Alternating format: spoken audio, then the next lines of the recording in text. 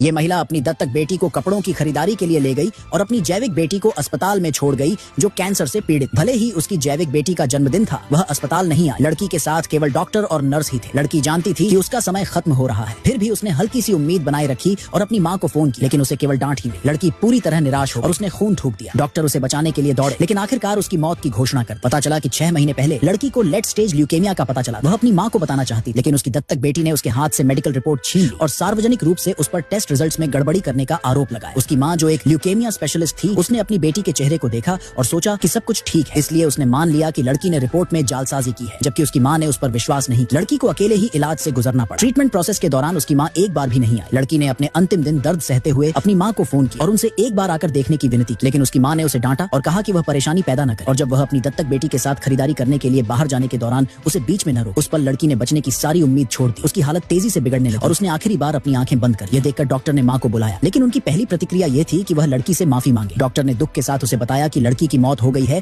और उसे अस्पताल आने के लिए कहा, लेकिन माँ ने इसे खारिज करते हुए कहा कि उसकी बेटी झूठ बोल रही है और कहा कि अगर वह चाहे तो अपनी बेटी को मरने दे। फिर उसने फोन काट दिया। यह देखकर नर्सें उस लड़की के लिए बहुत क्रोधित हुई। उन्हें विश्वास नहीं हो रहा था कि इतनी विचारशील छोटी लड़की के परिवार के सदस्य इतने उदासीन हैं। डॉक्टर ने आंसू रोकते हुए नर्सों को लड़की की अंतिम इच्छा का पालन करने और उसके बॉडी डोनेशन प्रोसेस के लिए संबंधित अधिकारियों से संपर्क करने का निर्देश दिया। साथ ही उन्हें उसकी अंतिम यात्रा के लिए उसे ठीक से कपड़े पहनाने की